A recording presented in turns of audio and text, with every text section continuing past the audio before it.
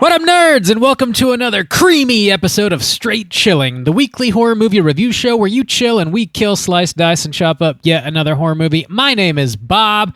I'll be your host for the evening. This is episode 487, recorded on Sunday, July 28th, 2024.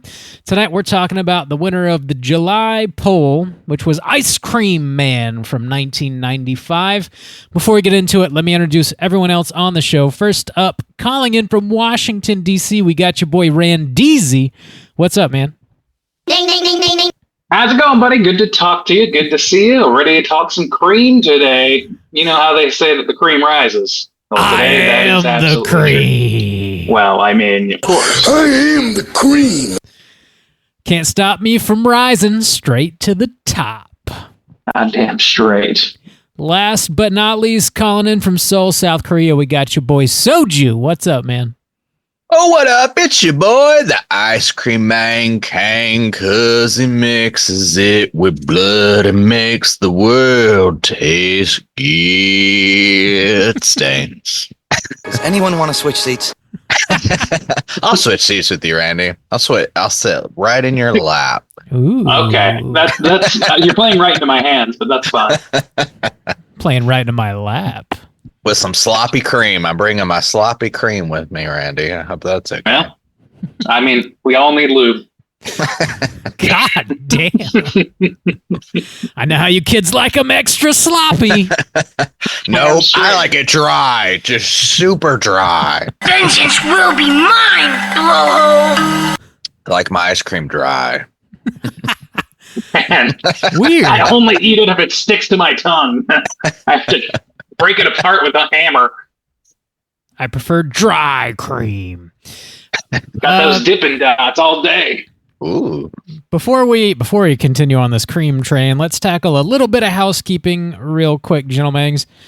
Here's your final reminder. Well, really, by the time you listen to this, it's the last day of the month, so it probably doesn't matter much anymore. But the August poll is still posted on our Patreon website. If you guys support us at the $5 level or above, you get the chance to vote on a movie we're talking about this August. The movies are all Del Toro joints, and they are The Devil's Backbone, Pan's Labyrinth, and Crimson Peak. Whoa, Bob, heading into August. How are those numbers looking? Fucking August already. Pan's Labyrinth, first place with 55% of the vote. Still a dead heat for second place. Devil's Backbone and Crimson Peak both have 23%. Okay. All right. God damn.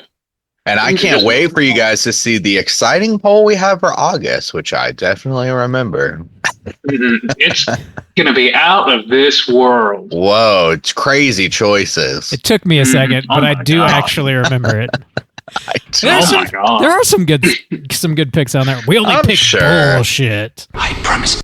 I just can't remember at all. That's fair. Get excited about that. In other Patreon news, we're dropping mini casts every other Friday. We just dropped one talking about Oddity, which is probably still in theaters. If it's no longer in theaters, it'll be hitting Shudder later this year. Definitely one worth checking out. Next up, this Friday, the 2nd, August 2nd, your boy Soju's finally going to be talking about Sting. I feel like we've been teasing this episode that one for a while. month, I feel like. Yeah. It's finally coming out. It's all There we happening. go. Finally coming out. My Yeah, God. so you have lots of warnings to watch this film. And it's good. I actually think it's a sneaky one for the year. Like, just, I liked it a lot, actually. The So is scariest Oddity. film. Oddity. We got a lot of sneaky mini cast coming out for top quality horror of 2024. They're gonna jump out and scare the shit out of you. They're very Yeah, it's sneaky. just sneaking. It's just so sneaky. Sneaking Very- up on you. very sneaky. I be sneaking. Cool. Yeah. Last thing I got is we are going to be doing a Joe Bob watch party this Friday the 2nd, starting at 9 p.m. Eastern. If you guys want to hang out with us and join in on the fun, I'll drop a link on all of our social media outlets just before showtime. Click on that. Come hang out via Zoom. We'll watch some Joe Bob and talk some shit.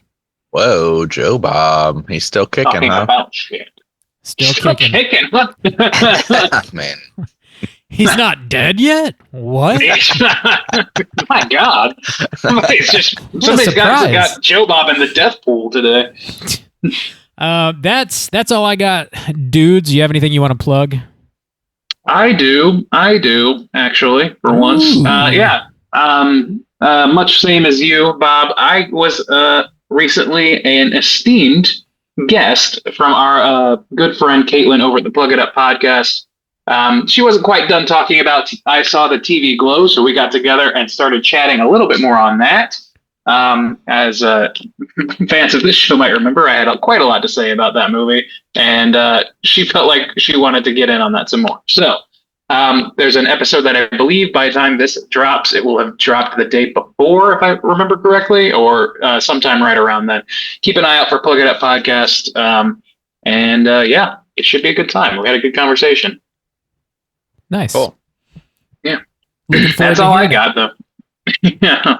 Cool. Anything from you guys? You guys all set, right? This house is clean. All right, boys. It's time for the segment that we do every single week on this show and have for the past 10 years, Screaming and Creaming.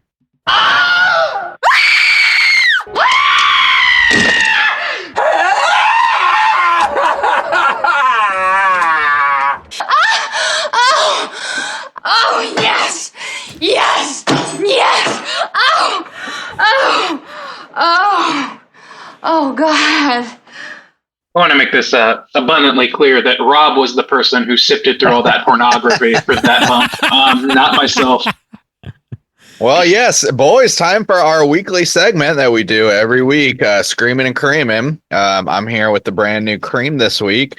This one we're going to start off with is Ice Cream Sammy, which theme is cheese and crackers. So the ice cream is specifically yellow cheese flavored, and the outside is like a cracker flavor, and like the little picture on there is like a little picnic blanket, if you can see. Interesting. There. And they got the cheese I can get down on that. right there. Have you ever had this before? I've never had this before. That sounds wild. All right, Yeah. hit it. Let's find out what this bad boy tastes like. Here we go. Scream it. Is it going to be a no? screamer I'm or cream? Is it a scream or is it a cream? Is it a screamer or a creamer? You got to tell us, buddy. Mukbang for us right now. Oh, yeah. ASMR that shit. Oh, yeah. Oh. It's going everywhere. It's cheesy, which is Yeah. kind of weird. But honestly, like, yeah, the sweetness, but then there's a little crunch of the Sammy part, which is interesting. The ice cream is smooth and creamy, but it's cheesy. It's cheesy. It even looks like there's like little chunks of possible cheese in there. So possible cheese. Oh fuck! I love that possible cheese. God damn! I'm just having a little picnic right here. All right, so it sounds like it might be a cream and not a scream. Let me finish it and I'll get back to you. Okay, all right. We're gonna sit patiently and watch this entirely go down. No, we'll continue. We're gonna silently watch you consume. Oh yes. Okay. Yeah. No, yeah. We'll decide if it's a scream or a cream by the end of this episode. I'll let you know. All right. No. Okay. Interesting. Never had a cheesy cream. It's evaded me, but sounds. Yeah, I do have a question about it. Savory or not savory? Somewhere in between, savory or sweet, or I mean, it's yellow. I mean, the Sammy part is sweet, but with the crunch, and then the cream is more smooth. But I would say it leans savory on the main flavor. Sure, the cream. Nice. The Americans are just not prepared for such things, I suppose. Even though it's cheese. So yeah, really, I know. That's the one. Ice That's cream. the one. Somehow the idea of combining the two most like things that Americans love to eat has never crossed our minds, I guess. Dairy with a little more dairy is just like... Yeah, can I get some dairy in that? Dairy? Oh, a little sugar. Oh, wait, no, like a little more dairy, though. No. Some salt? But what we are down with is chocolate-covered bacon crumbles on top of ice cream. That's That's fun. what this Yeah, is I mean, really that's- missing, the bacon. That's America to me. You know, this needs more pork. You know what? To be honest, I don't think I'd get this again. I'll probably finish it, but Oh, shit. I might give it the screaming. Yeah. Oh, my God. Perfect. Yeah. Mhm. Just as we do every week. Every week. Thanks, We all Juice, know how this goes. for the consistency of your segment that everybody knows and Yeah. loves. Appreciate Yeah. it. Mhm. All right, boys, let's go ahead and get into the main event. We are talking Ice Cream Man, and we're kicking it off with the back of the box. What's on the back of the box?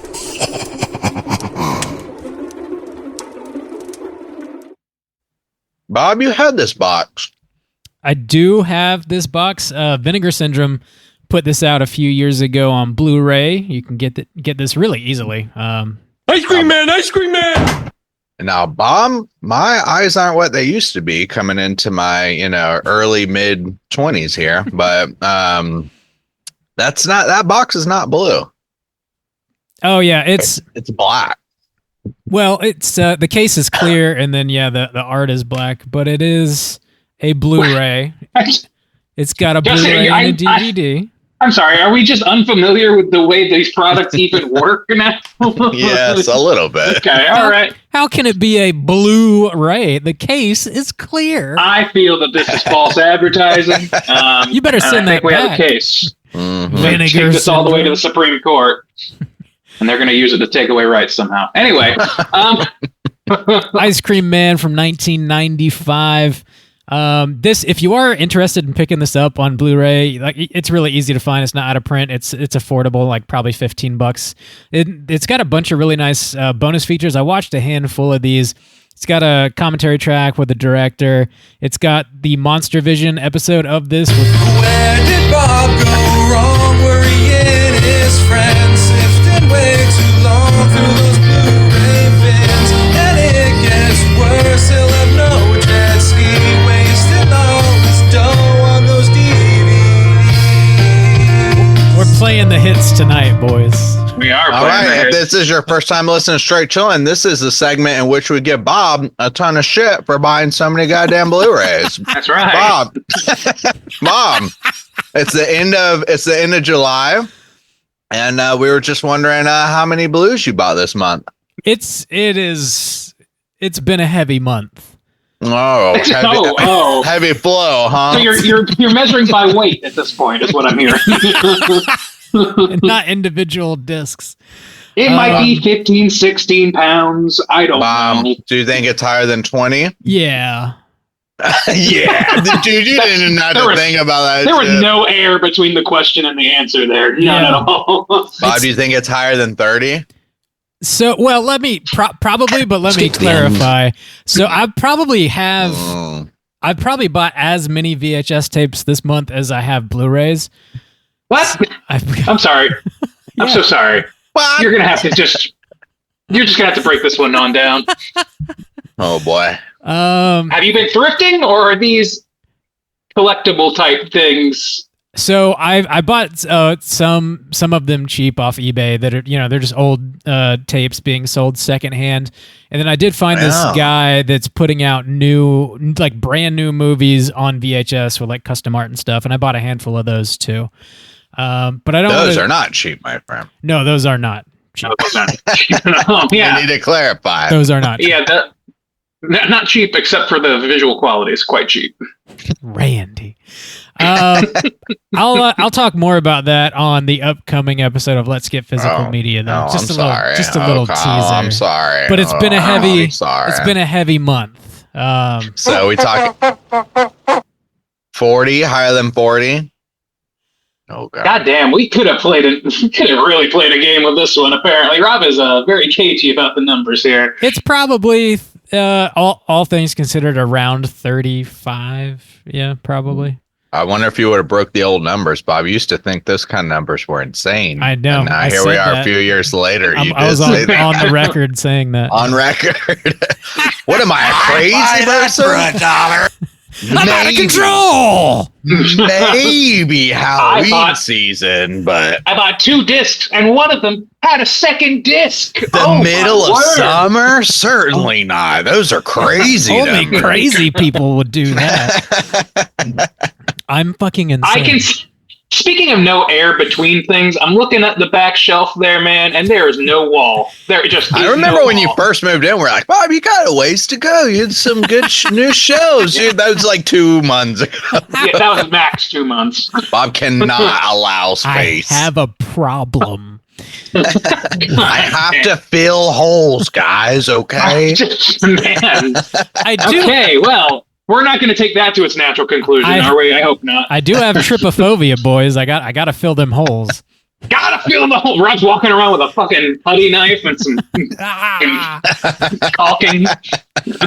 Anyway, we are talking about Ice Cream Man from 1995. Kind of. This disc does have the Monster Vision episode with Joe Bob from the 90s, and he has Clint Howard on, so you can watch it just as it aired in the 90s, which was pretty cool. I checked that out. There's a bunch of interviews as well on here.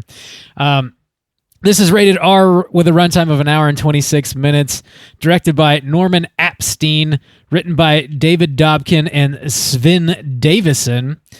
The stars Clint Howard, JoJo Adams, Justin Isfeld, Andy McAfee, Mikey LeBeau, Steve Garvey, Olivia Hussey's in here as well. David Naughton's in here. David Warner's in here. There's some familiar faces. A touch of star power, as some might say. Plot synopsis brought to you by the back of the box is as follows. Gregory, the local ice cream man, just wants people to be nice to him and to sell the neighborhood children his ice cream treats. Unfortunately, the adults disrespect him and the kids fear him, so as any recently released mental patient would do, Gregory begins brutally murdering anyone who prevents him from having a happy, happy, happy day. Nice. Gentlemen, have you seen this movie before, and would you recommend folks check it out? Randy, kick us off. Yeah, I had seen this movie. God, I genuinely can't remember when. It must have been over 10 years ago now, I think, at this point. And it was one that I was not keen on at all. I would say that my position on that has softened, and I think that if you're a schlock hound, you'd have a good time with this. But this is not a broad appeal sort of movie by any means, so that's about where that ends for recommendations. Randy's going soft serve on us. We'd love to see That's right. I don't like that hard pack, baby. Not big on it. Dude, we need to talk about that. We'll get into it. Juice, what about you? Yeah, I had seen this before. I think at Rob's house not too long ago, maybe for the first time. I don't know. I remember us watching it at your place, and I think that was the first time I had seen it. And yeah, I'm kind of with Randy on this one. You know what? It really this is 95. It really reminded me of some like Are You Afraid of the Dark quality type stuff, just taken a little further to like adulthood. Erie, Indiana was one I talked about. I watched a couple years ago that like it just got that vibe. It's very 90s to me. So not a hard recommend, but it's super campy. I think, people can have some fun with this, but it's not like a just general recommend. You got to be really looking for some campy 90s stuff to really enjoy this one, I think. Bob, how about you? Would you recommend people check this out? Yeah, I do recommend it. So this was my takeover month, and I chose just 3 wacky-ass movies, and I forgot about that. I forgot that too, yeah. I forgot it was your takeover movie. Well, this really is a pile of garbage. Bob, what do you think about this? I really resent the choice here. I mean, it really affronts me as a human being and a person. Bob. This is my fault. I really like this movie. I do recommend it. This is straight to video 1990s schlock. So it has that look and that vibe. But I think for what it is and what it's successful in what it's trying to do, and if you're in the mood for something like that, I think you'll have a good time with it. I dig it and generally do recommend it. All but across the board, that sounds like a really, really soft, melty ass recommend. Yeah, which is appropriate. It matches. It matches the consistency of the cream scene in the film. So Jesus, yeah, so sloppy. Talk more about so that. sloppy. All right, yeah. So we're gonna be spoiling the shit out of the Ice Cream Man, and here comes your warning.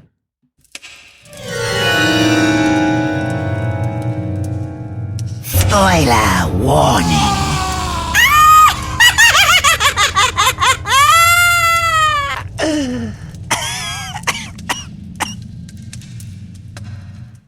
Whoa, Bob, you got that plot synopsis?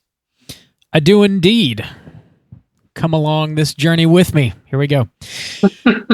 In 1960s Los Angeles, young Gregory Cooter witnesses his local ice cream man get murdered in a drive-by. Jump forward to 1995, we see Gregory is now taken over the ice cream man's business, using his truck and his parlor to sell sweet treats laced with insects and human body parts. That's illegal, right? Yeah, it's a felony. It's a felony. Yes. Wow. One night, Gregory kills a dog that belongs to his landlord, who's also a nurse that treated him for his childhood trauma. That same night, a boy named Roger goes missing. The other neighborhood kids, Johnny, Heather, and Tuna, suspect Gregory has something to do with Roger's disappearance. Soon after, another boy named Small Paul disappears. The kids can't prove anything, so the police don't take their claims seriously. We also see several flashbacks of young Gregory at a sanitarium. The kids discover Roger and Small Paul have been imprisoned at Gregory's dingy ice cream factory. Small Paul takes an interest in the macabre creamery, and Gregory takes him under his wing. Two detectives investigate the Wishing Well Sanitarium and find the doctors and administrators are all insane and the patients are roaming freely, causing chaos. The detectives now believe the kids' claims and begin looking for Roger and Small Paul. Gregory then kidnaps Tuna, while Heather asks Johnny's older brother to help them with their investigation. Gregory quickly kills the brother and his girlfriend. Small Paul baits Gregory with a picture of the previous ice cream man and tricks him into falling into a giant-ass mixer and being dismembered. Roger and Tuna reunite with their friends while Small Paul is sent away to therapy. The last scene of the movie shows Small Paul alone in a dark room churning ice cream in a bucket with a twisted little smile on his face. Ice cream man! Ice cream man! That's Small Paul Wall to you, Bob. Small Paul Wall. He's just got a grill. That's how this movie ends. He used to be a small Paul. Now he's a tall Paul. Yeah, this is a strange little flick. I think that the idea. This is another film that's like absolutely built for group viewing, and we do ourselves no services by watching these in isolation. Bob, did you get a chance to watch it with anybody? Yeah, I watched it with Alice, and as soon as the credits rolled, she just said, "That's not a good movie." Well, that's a good woman right there, Bob. To recommend it. Okay. I know how to pick them. I really regret my decisions in life now, says Al. Yeah, it's really giving me some real second thoughts about a lot. As the foundation of her new home collapses under the weight of the blues. I feel I've made some tactical errors. Oh, God. There's always money in the blues. What have I done? This is my retirement. There's always money going to the blues. There's a difference. And the VHSs somehow. Apparently, somehow. I got a problem. Yeah, we know. So yeah, this so one thing I want to point out, because I don't want to forget it, is I am not the guy who typically notices the music, the soundtrack of a film. But dude, this thing was kind of pissing me off at some point. It's so obnoxious. I love that it's not just like, oh, this isn't very good. This is like, this is no, pissing me off. It was kind of pissing me off. Pissing me off like a little bit. Perfect. But dude, it was just it's so keyboard and it's just screeching. Sometimes it's like choir and like harsh strings, but it's like so cheap sounding. It's so fucking loud. Jesus Christ. It's terrible. The soundtrack of this is terrible. It's not great. I one of the things I watched on the disc I have is an interview with the director, and one of the things he said was prior to this, he directed a shitload of porn. This was his first movie, like movie. Man, that so tracks. Right? Like nothing I'd ever smelled before in my life. In the interview, he was like, I think my biggest regret was that I didn't know enough to realize the score wasn't good. Oh, really? Well, he was like, not that it wasn't good, adorable. but it didn't match the movie. He wasn't like shitting on the composer. He's like, it didn't match, I guess. But Jesus Christ. yeah, I mean, yeah. I don't know. I don't know what to say about that. Yeah, he's Yeah. correct. I've got a rule about constructive feedback, and all the questions I have end with "what the fuck." So I don't know.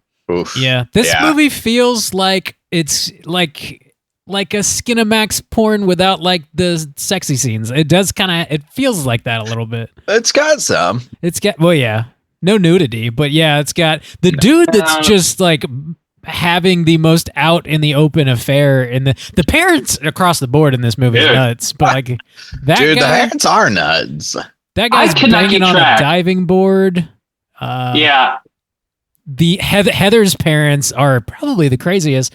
Her dad is a preacher man, and he's like delivering Dude, that shit. a sermon with like stigmata hands, and his wife is foaming at the mouth, and he's like, the archangel's speaking through your mom again, and she's just having Jesus. a seizure. It's like, Dude, that shit yeah. was fucked up. It I is forgot. so fucking Completely weird. forgot about that. yeah. and that's David Warner, by the way, that actor who like recently passed and is like a very fucking cool character actor who's been like he was like in Titanic and shit. Like he's in some big fucking. He was in Twin Peaks, of course, but like. I'm not in the best parts of Twin Peaks, I'll tell you that. But he was definitely he's in a billion things.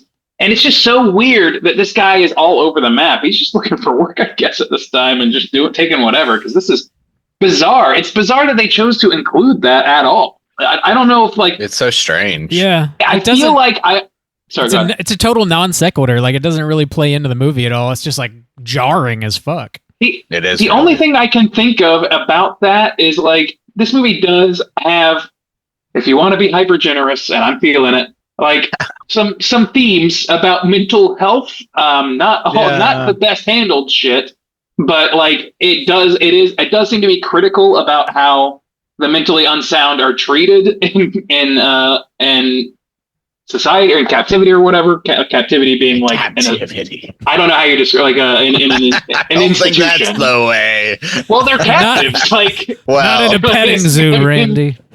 I mean, they're literally captives, is what I meant. But Yeah, Yeah. I gotcha. Yeah. but yeah, no, it's just like I don't think that there really is a point to that, other than they're just raising it to raise it because that's central to the core character of the Ice Cream Man, and it's everything kind of hinges on him being loony and being mistreated and all this other shit. Like they lay a lot of groundwork for this fucking character psychosis, and it does not all track. I want to point that out. Well, I do. One of the things that's interesting about talking about how ridiculous some of it gets is it does really kind of like stick with and approach it from that point of view of the kids kind of point of view, which is really why it resonates with that idea of like, are you afraid of the dark? And, and, you know, like That's Erie, very Indiana apt, by and the stuff way. because like, you know, the kid, everything is played to an extreme from the kid's perspective. And so like as an adult, you're watching, you're like, whoa, what the fuck? But I mean, when the kid's like, oh, my dad's not being responsible and my mom is having a seizure and I don't know what the fuck's going on. I'm a kid. And that's kind of Parents just don't scary and understand. weird. Yeah. And then the parents not listening to their kid because they're fighting over an affair. And then the other kid whose brother is fucking insane. The cop who The we'll phone get cop, to in not He even. wants to be yeah, a cop. Yeah. and Cooter of the week. I love. He's like, I mean, got the future gun. The officer of the badge year right there. will come later. I was like, whoa, we're predicting Like, some shit. man, here. yeah. Like, did Ice Cream Man predict 2024? But yeah, just the kid's perspective it was an interesting take for a movie that goes so kind of hard like this. That is a good point. The older brother, whenever the kids take his camera and he freaks the fuck out, I was like, nudies. That camera's Nudies. loaded Yeah, with in nudies. my pictures. Somebody has that man's nudes right now. Somebody's got his little mangled pee dick God on damn. camera right now. God. He hauls ass. I mean, gotta be. The way he whips that pistol around, gotta be. He hauls ass to the camera shop, and the way they're developing the pictures, they're like in the window. Public. Like, Yeah, what the fuck is that? Was that ever a thing? I mean, don't know. I've I had honestly pictures don't developed. I was around for that era to some extent. They were usually like behind the counter. yeah. Yeah, I mean, you like, can still get pictures developed. Yeah. Yeah. Like, why would anybody want their private photos out? I mean, it looked like I don't know. The machine that was actually developing them was in the window, maybe, yeah. but that's not how that works. At least Yeah. not from what I can recall. Dark rooms be damned, right? Just have the sun blast those things. Yeah, we want to sun bleach these fresh prints right away. I don't know. But that was very fucking weird. But I wanted to point out, like I agree with you about like the Are You Afraid of the Dark comparison. I thought Goosebumps the series, I was thinking the same sort of thing. It's like a too hot for TV Are You Afraid of the Dark, or a too mild for HBO Tales from the Crypt. It's somewhere in that valley. And I just feel like it's very, very strange cadence where it doesn't really, I'm not really sure what the audience truly is. Other than just like people looking for ridiculous shit on VHS. That's a good point. I mean, I guess it's okay enough for kids kind of to watch, like some maybe like early teens. Marionetting heads. I don't know. Yeah, Dude, I mean, I don't know. Great. They The heads, cool. there's the heads in the ice. He's got the first one like in the ice cream cone and stuff like that's, and it's all very schlocky. I mean, it's the first one. He's got the ice cream and it's got bugs in it, and there's a mouse crawling around, and then it's got like some clearly fake like parts in it, and the dude's got the eyeball that he's wishing around in his mouth. It's just it's very hokey. Yeah. It's very over the top. But yeah, it's nothing too like, yeah, you have some heads, but it's not like Terrifier where he's sawing somebody's head off. It's not visceral at all. It's schlock. No. Like very goofy. Very goofy. It's very, very silly. It did remind me a little bit of like again, I was talking with Caitlin about TV Glow this week, and it reminds me of like kind of the pastiche that they put together of like Pete and that sort of thing, where it's like it goes into, it has some dark things that happen in the show, quote unquote, or whatever, some shit that looks fucked up, some shit that's weird, but it's all just sort of like dreamy and strange and doesn't make logical sense for the most part. It's just sort of shit that they put on screen. It sort of like strays away from its intended purpose, it feels like, of being for kids, and all of a sudden it's just like, oh, there's heads. There's just heads. Like, I don't know. I say that, but this movie does open up with a fucking drive-by shooting in the 50s. Yeah, what a weird. Was that common? I don't know. In the suburbs, I don't. Ice Cream Man. The Ice Cream Man, for some reason, gets shot. He ran afoul of some fucking mafiosos, I guess. And then later, he was in the asylum as well. Am I right about that? Like, he was delivering ice cream. Who was delivering ice cream to Clint Howard in that flashback towards the end?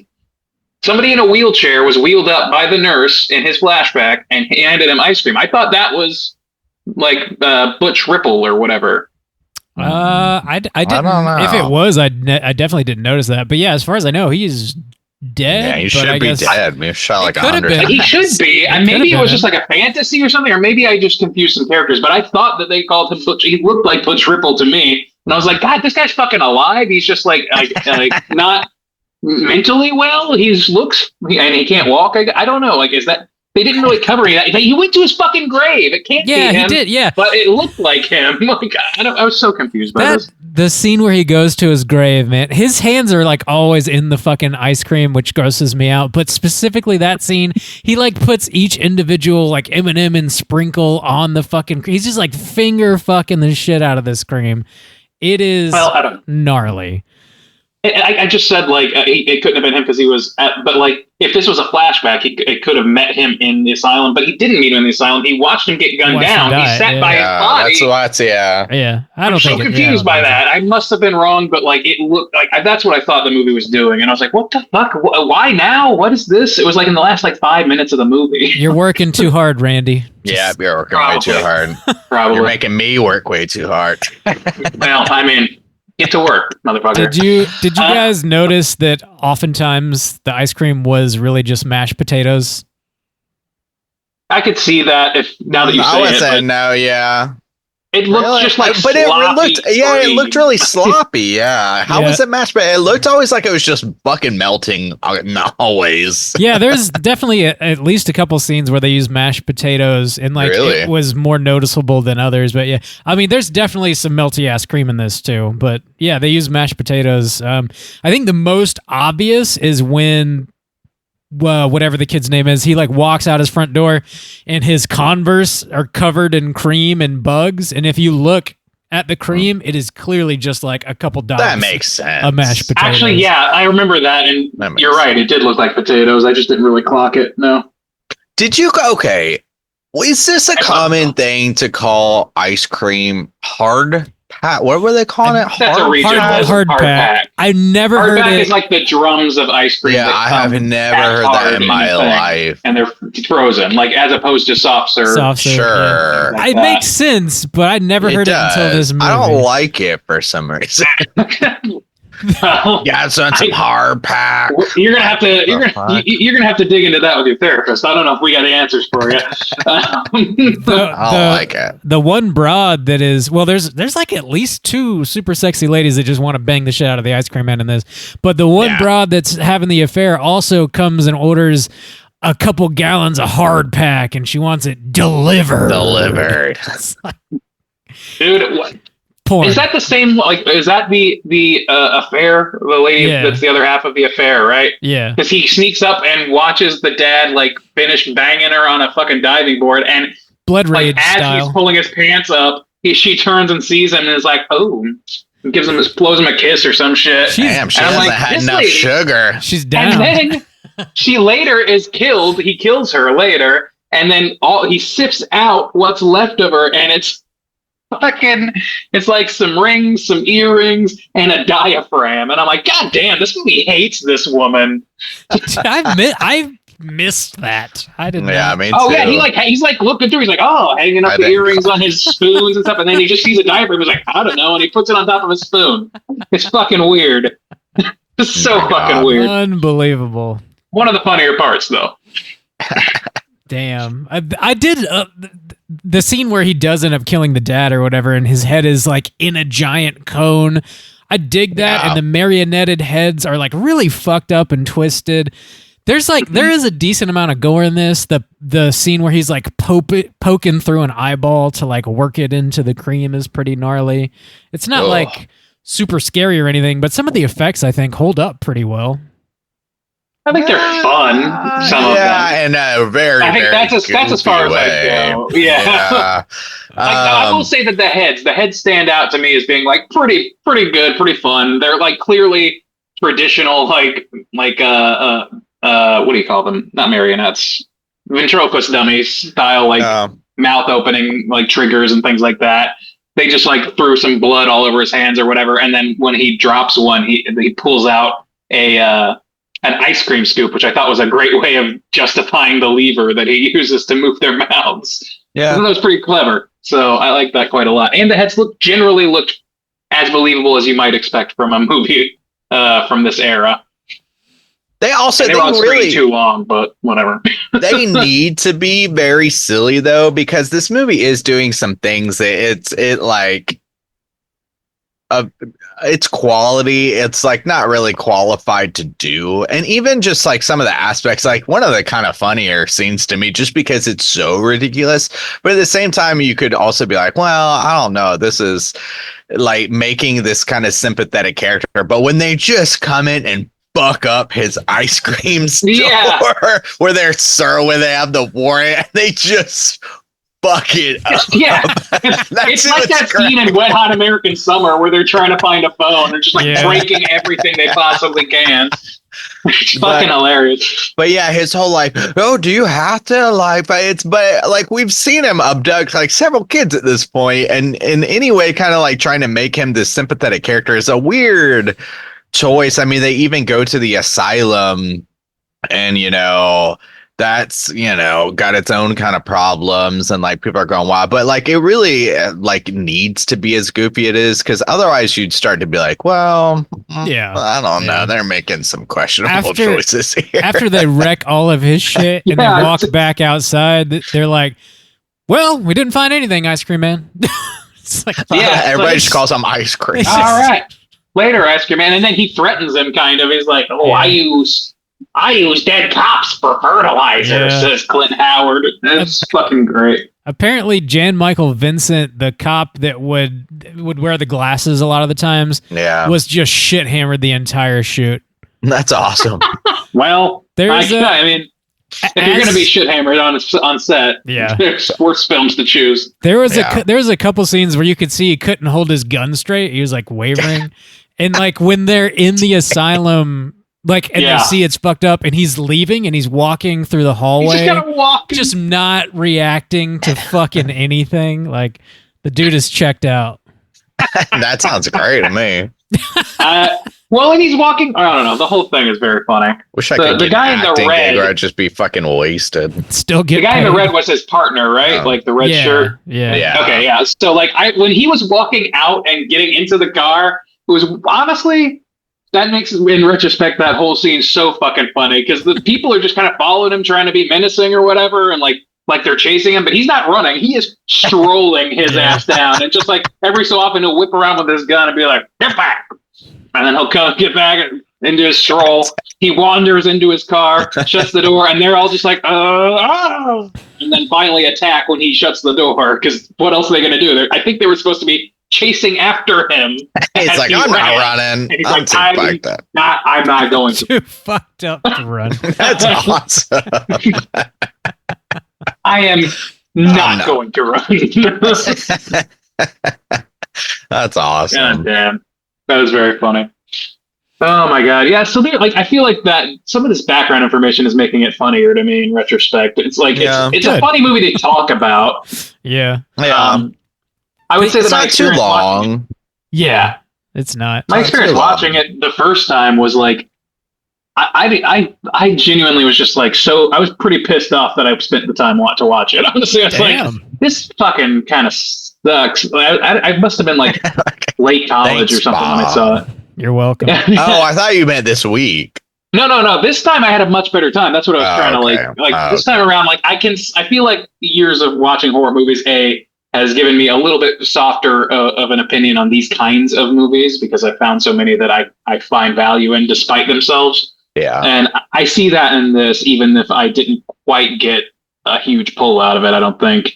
I think that, again, this is, I really goddamn wish Sunray was still around so that we could screen something like this with them.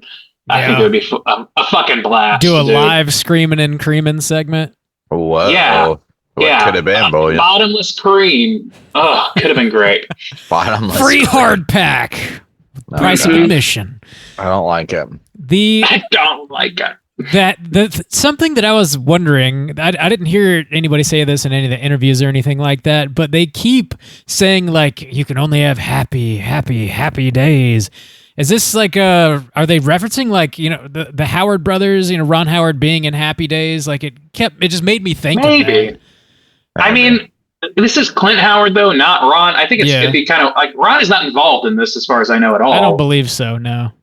I feel like it's just like part of their like overdone justification for why this man is the way he is. It's kind of doing that thing that like Silent Night, Deadly Night and Blood Rage did, where they just like over justify why he acts the way he does. This man's life is fucked. Yeah. Like you could have begin and ended with the Ice Cream Man being gunned down in front of him. that could be it. He just like was warped by that, spending his life, in an asylum where you got he these didn't fucking feel better. crazy nurses and clowns and like fucking John Wayne Gacy ass paint. Did you guys notice that? That was definitely the John Wayne Gacy. Holy shit. So yeah, all that kind of shit. Like, it makes for good like filler that in a silly schlocky horror movie, and that's why it's there. But it feels like, okay, we get it. This man had no choice but to turn into a fucking head ventriloquist of an ice cream man that eats bugs and shit and kidnaps a fake Culkin brother for weeks on end. Dude, that kid looks so much like Macaulay Culkin. It's insane how much he looks like Macaulay Culkin. When it first popped up, I was like, holy shit, because he looks like Macaulay Culkin in Page Master so fucking much. He does. He's like somewhere between Macaulay Culkin and the kid from Jack O. In that he can actually deliver lines. Yeah, that was wild. Fucking Paul Wall. Yeah. Yeah, the kid elements were pretty fun, though. I will say, like, approaching it from the kid, that's kind of like one of the best things about them like running to get their ice cream, them hanging out, and like their kind of friendship, and like they have the family aspects of like, always if I known you are coming, I would have set a place, or like, what's your friend's name? It's so fucking I don't know. That just kind of like worked pretty well. They have a gang and like they have uniforms. They're the Rocketeers. And one of the kids like shoots a fucking rocket at the cop car. Yeah. Like these kids are not fucking around. They are the real deal. The 90s suburbs. Yeah. That is kids on bikes. That is not something that you can get away with in every neighborhood. I'll tell you that. But the one thing that like drove me up the wall about this movie though, in terms of the kids, was the kid Tuna. And his clearly stuffed with a pillow ass fatness. It is a fucking pillow. It is painfully clear that man is in like just a rectangular fucking pillow, and they just keep calling him fat ass and referencing his weight. But he's clearly a skinny kid with a pillow. Yes. It's only so that they can have a scene at the end where he's skinny, and they're like, nice. And that's it. That's the just fucking took the pillow away. That's the whole arc. He was fat. Now he is not. All things are well. Dude, that's the 90s, man. Yeah. Really fucked up. Yes, very. Like, things are still fucked up. But, now they're great now. But they're perfect. We made it great again, everyone. We did it. We did it. I don't know, man. That shit cracked me up. I was like, is that kid wearing a fat... It's almost, like, imperceptible, too, to the point... Like, it's very obvious once you notice it, but at first I was like, it just looks like the clothes are too big, but only in certain spots. Yeah, they're very awkward. Yeah, he looks. He's wearing one of those 90s drug rugs at one point, too, which just really sets it off. Like it looks kind of like a poncho, like a knitted poncho, like hippies would wear. I know what you're talking about. I'm not familiar pullovers, but yeah. The like a hippie pullover. Yeah. I know what ponchos are, so generally I can kind of... A hippie poncho. Yeah. I've never heard it called a drug rug, though. Drug rug. Yeah, that sounds like good, wholesome Republican upbringing to me. You know it. Tuna, like as he's trying to sneak around the grocery store, was a pretty solid scene, I thought. I love that scene. He's just in the open, like you can see that motherfucker. That scene was the most Are You Afraid of the Dark? Yeah, it was. The woman buying the lipstick. Why does everybody want fucking the ice cream man's dick? Because it's so I don't think she did. sweet. I think she was just like they just needed something to distract him, and they're like, well, women be shopping, so put this lady in here. I'm like, I think 12 of them. I believe that woman was the director's wife at the time, and she was a porn actress. Get hammered? Oh, okay. I forget her name. Nice. I assume that I assumed at the end of all. Oh yeah, I'm familiar. And they were shit hammered. This kids all shit hammered. Shit hammered. Pretty much just shit hammered. Those aren't kids. They were 35 years old. They don't have rum raisin, but they do have rum, and they drank that. They drank it all. They got hard packed on rum. Also, who's his dude when he's like, I know your favorite flavor. It's butter brickle or whatever. And I was like, what's these flavors? It's butter brickle. named after after the Brickle guy. Yeah, I know. It's just like butter Brickle. What the fuck? Yeah, I don't know. That is a real flavor. Like, is it? Really? Yeah, it's not. I think it's. Well, yeah, you know butter pecan is a flavor. Like, butter a pretty pecan. common flavor. Okay, yeah. I think it's in that vein. I don't think it's very common anymore. I think that probably that was more like flashback to the 50s, it's very old sort of school, nostalgia thing. Yeah, like a peanut butter brittle. Maybe, it sounds like something my maybe grandmother would. Right. Yeah, it's like just sort of like a little bit old people school, cream to where sounds old good, people. honestly. Let's not bring old people cream into this. I don't like that phrase one bit. I feel very hard back like about old that. people cream. Bumps galore. Here to help. Happy to help. Yeah. Oh Lord.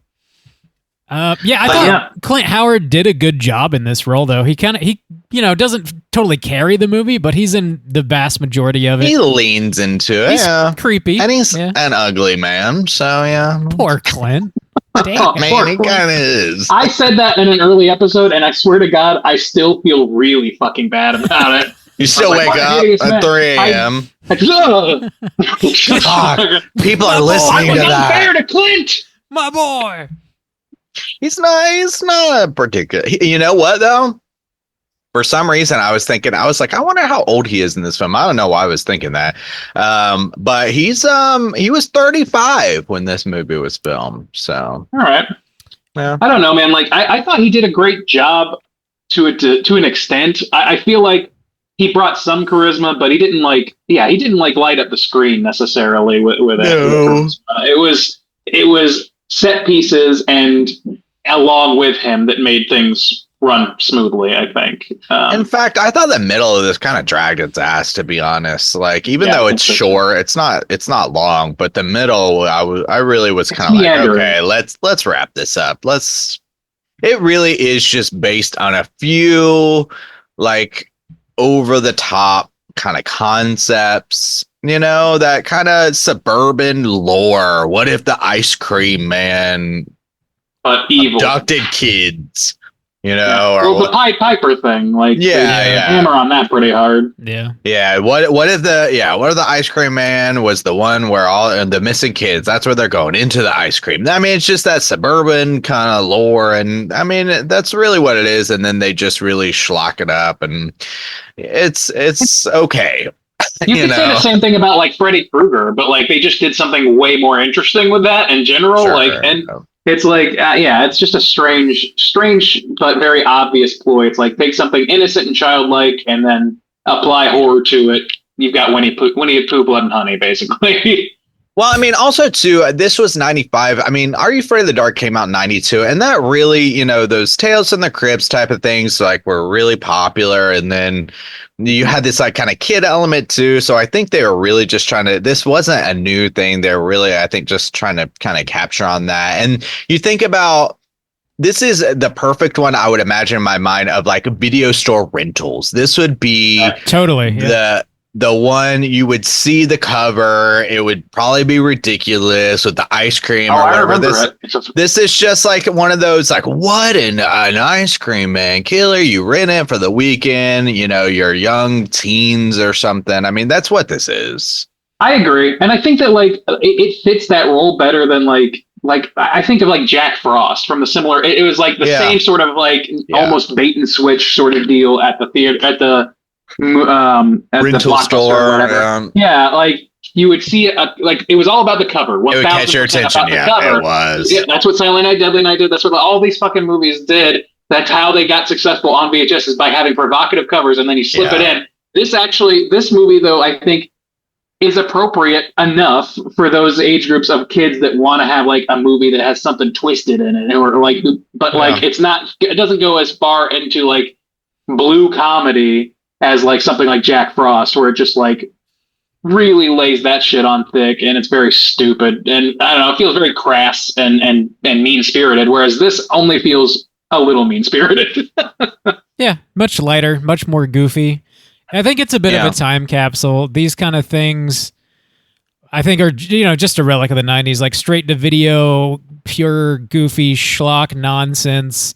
it's a vibe that, it might exist elsewhere now, but it's not quite the same. And I'm sure even though I didn't see this in 95, but I'm sure there's a bit of nostalgia for those types of things that plays into why I like this movie, Probably, yeah, that makes sense. Well, and that's one of the things I like about it too. But go ahead.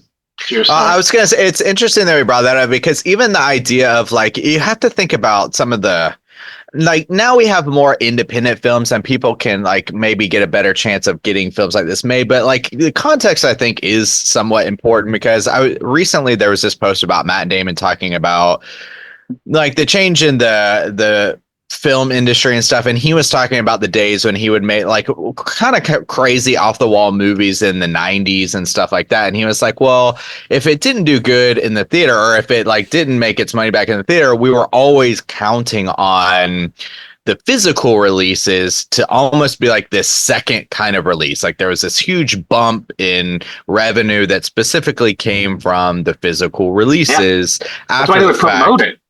Exactly. Anymore, and so these direct to VHS things that were made on the cheap, made to be silly, made to have these crazy covers, to be, and I'm sure I don't know what the revenue deal was with video rental stores or whatever, anything like that, but just putting it in that context of why would a movie like this get made, or what would it be like to who would be seeking this movie out? It wasn't in theaters or stuff like that. I think it's it's something that's just kind of gone now that really doesn't make sense in the modern world. Yeah.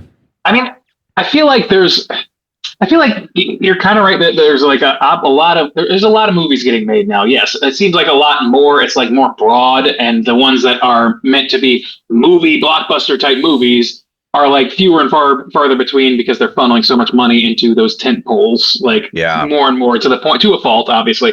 But it feels like to me, if I'm to go on Tubi, right, and look for new movies that are kind of in the schlock vein or whatever, more often than not, what I'm going to get is something more akin to Jack O, if that, or something that's more like A Haunting in Blank or whatever. Yeah. That's and it's something that's 99% people running around in woods because it's cheap to film. Sure. And then one scene to create a still for the whatever the menu on your Tubi account or whatever. I feel like it's the cheap movies are feel more cheap now than ever, and more bait and switchy than ever. I guess I don't really know why that is. Maybe I'm mistaken about that, but it feels like a movie like this where it's very much schlock, but it actually puts in a lot of effort into the set pieces and puts in a lot of effort into at least making it into a movie, not just a collection of shots that make up a runtime of a movie. There's some of that in here, but mostly this feels like they are trying to make something that holds together. Yeah. Even if they don't make that well. And I just don't feel like that's as common anymore. I feel like it's way more just throw some bullshit on there, and if somebody accidentally clicks it or you trick somebody into clicking it, that's 30 cents for you. Whatever. You also have more to kind of pull from too. I mean, this came out in 95, and obviously we're talking about they're not creating anything new here. They're trying to crib off the things that are already successful and really just follow that blueprint. People do the same thing, but they have more to pull from. Blair Witch blows up. Oh, you can fucking shoot a movie with a handy cam out in the woods and people will buy it and turn out for it. I mean, so people start to copy that, I mean, there's just more things to say we can do this and be successful, and it's cheap. I mean, these kids posting videos on YouTube and then they fucking blow up and people try to mimic that. I think there's just more to pull from in the cheap realm now that it kind of, dilutes it. It absolutely. Well, yeah, and it definitely does. But also, and on top of that, it's a Blockbuster Video location has a set number of spots where they can place a movie. And so, but there's no limit to what Tubi can stream, and they benefit from being able to say, we have 10 billion movies you can watch. So they will put, that's what Amazon Prime Video is, just full of just complete garbage, shit that is not out of place even on YouTube.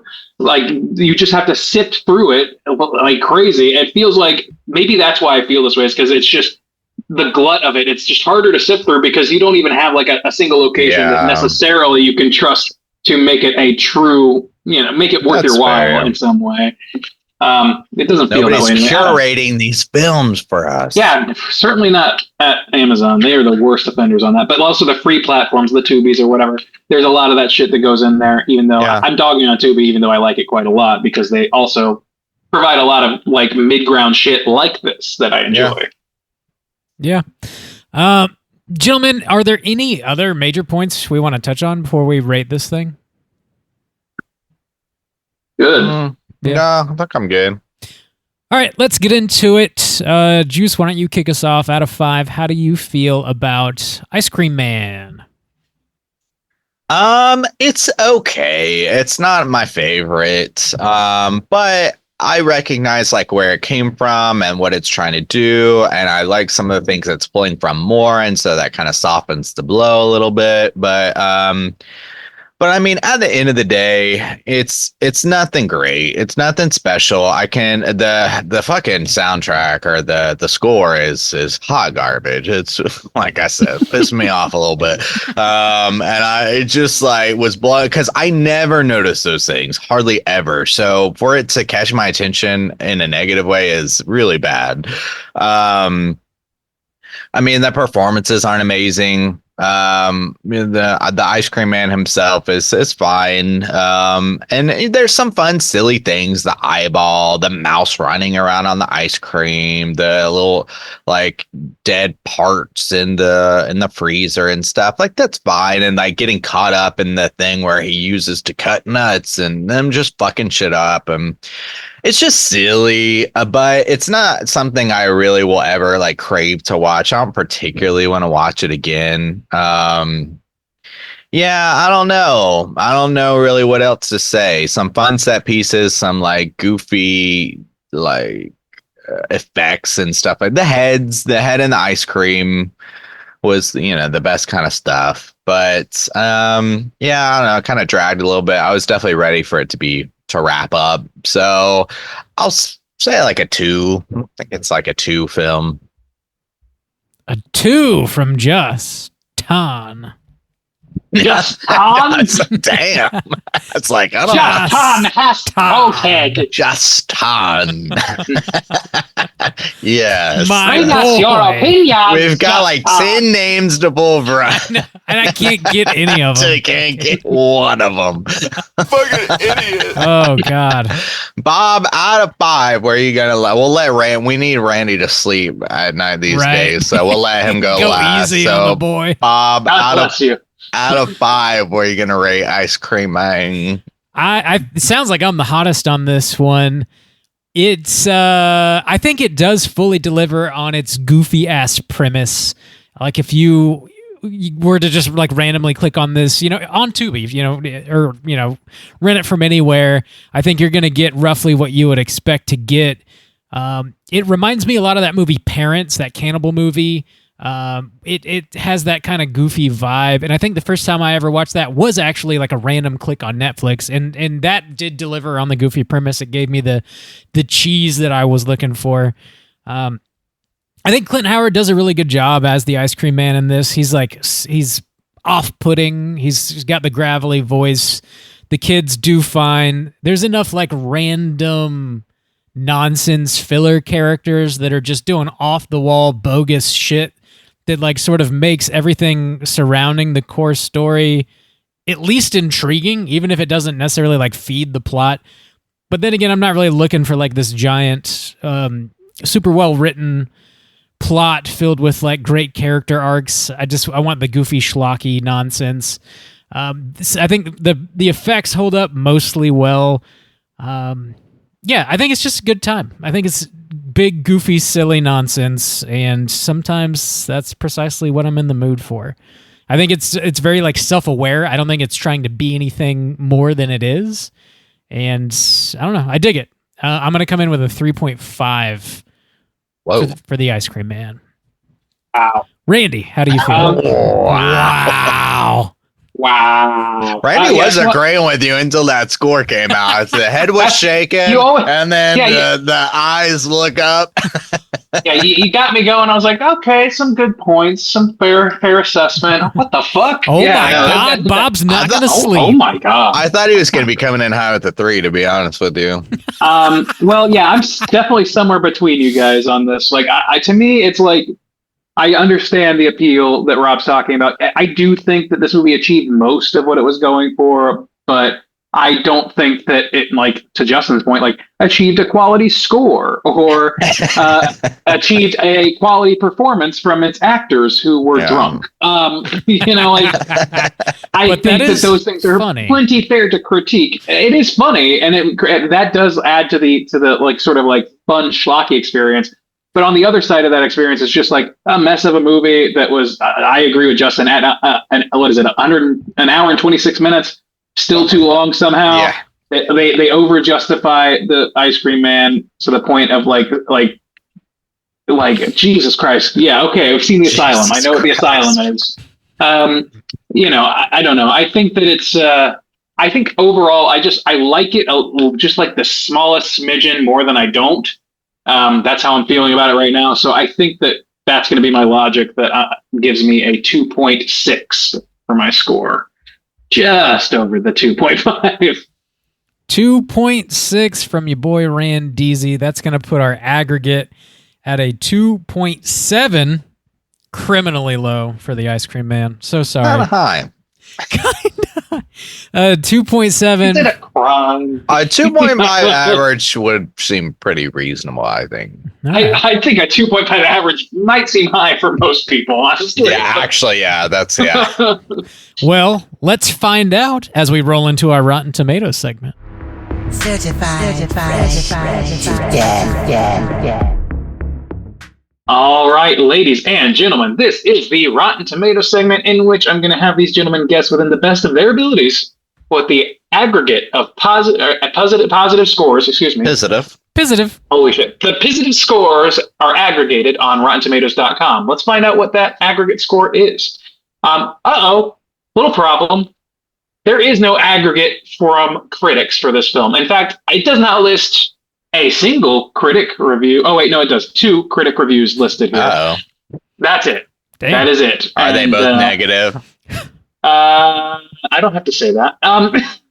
We'll talk about that in a minute.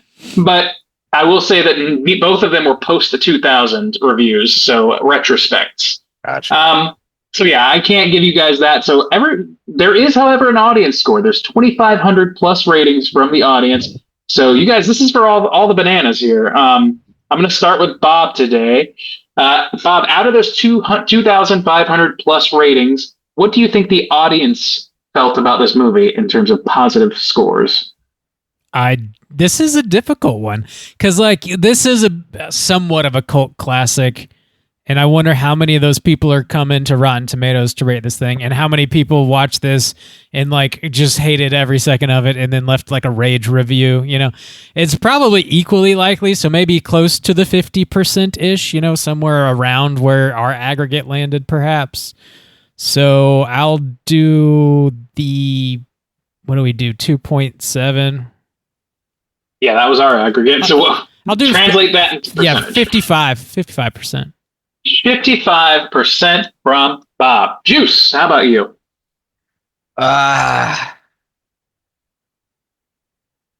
Yeah, that's tough because it's the audience. I'm gonna have less faith in this film, but I think it's gonna fail me. I'll say 48. Try to keep it close. 48. All right. I love it when you guys go off the round and by fives.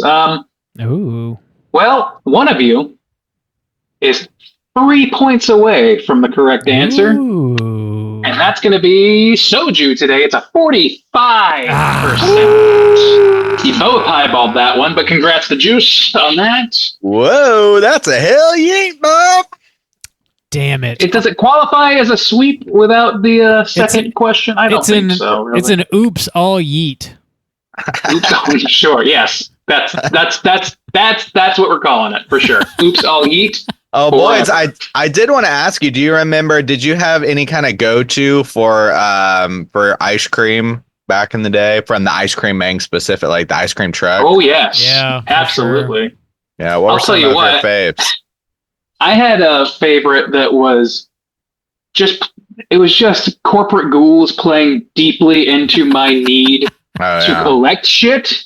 Oh. There were some sort. It was basically kind of like a push pop, I want to say, that was Looney Tunes themed. But the stick, once you ate it, there was a different plastic molded character on each one that you were meant to collect. And I collected the fuck out of those things Oh, for damn. like 2 whole summers. So yeah, like that definitely was probably the biggest one that I remember because it fed that collector's bug. But there was also some just like basic ice cream Sammys and what else? Bomb Pops. Bomb Pops, they are exactly as cool as that kid said they were. That was very true to life. So yeah, I was happy with those. I was a corporate greed kid as well. I like the Ninja Turtles. The Ninja Turtle ice cream with the gumball eyeballs. Yeah, the hardest rock gumball eyeballs that break your teeth open because they're set in fucking ice cream. Yeah, and my push pops were Flintstone themed. I always went for the Flintstone themed push pops. I don't remember the Looney Tunes ones, honestly. I don't think it was very. Were they Tiny Tunes or Looney Tunes? No, it was Looney Tunes. Wow. It was probably around. I think it was like right around Space Jam. I don't think it was themed Space Jam, but I think they were resurging because of that. And it was like 2 or 3 years they had this probably. Just a short-lived product rather. But yeah, the Flintstones are the big ones. The push pops. They also that's all that Flintstones are mascots for fucking vitamins and ice cream and Fruity Pebbles, and that's about it.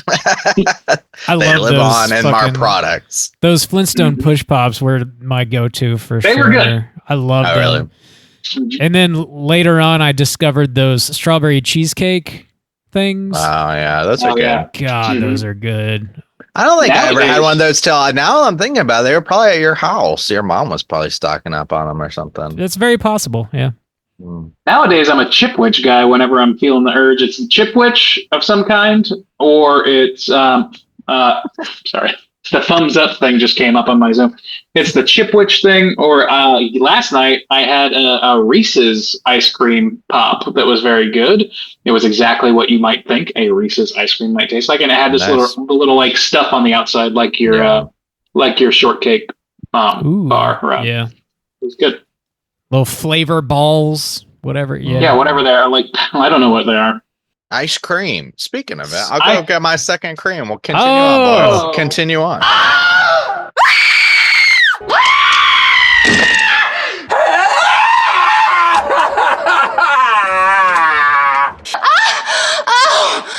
Oh, yes! Yes! Yes! Oh, God. It's still I really hope I really hope that you guys are listening to this in the car with your children and so on. That's my fondest wish is that we have corrupted your family with our bullshit. Bob, what were you saying? Oh, I was gonna say you and we worked at an ice cream shop for a minute, and we made many customers just that happy with our cream slinging abilities. Oh yeah, amongst other things, yes. Yeah, no, we were both cold stoners, which means we were mixing the cream ourselves, or we're making it in the back. It was not hard packed, but it was frozen in advance.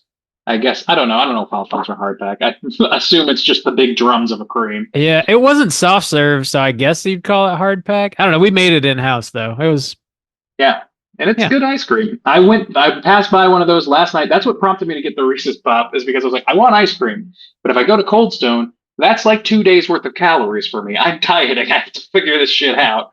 Yeah, so, yeah, it's no joke. Juice, what's your second cream? So I really just had to try this, and like a little story before I got it is I was like going through the convenience store. They got these like bins, and they have a bunch of different ice creams in there. So I definitely I saw the cheese and crackers one. I thought, whoa, that's like super weird. But then this lady was on the other side of the bin, and she got like 5 of these, and I was like, what did she get? And I went there, and it's just I really just had to try it. It's just salt. It's sorry, what? It's salt. Yeah, it literally says sea salt ice cream. I Salt think ice cream. Yeah, but so I opened this thing up, and from what I could tell, it's like a vanilla pop. And I was like, is this ice or is it like chunks of salt? Like you could see. Salt, yeah. I'm Yeah. pretty sure it's just straight up chunks of salt. You sure you don't want like Damn. a shot of tequila before you eat that? Maybe, but I think it's, as far as I could tell, it's like vanilla ice cream or I don't know. So I'm gonna get into this thing. Going in? Going on. Oh yeah. Oh, listen to Creaming. that. Oh. The sweet and salty action. I could see that working. Yeah. Ooh. It's Yeah, not just I mean- regular vanilla either. It's kind of like a yogurt vanilla. It's good. Nice. I think this is a So- creaming, boys. I am the cream. What's a That makes creamer? sense.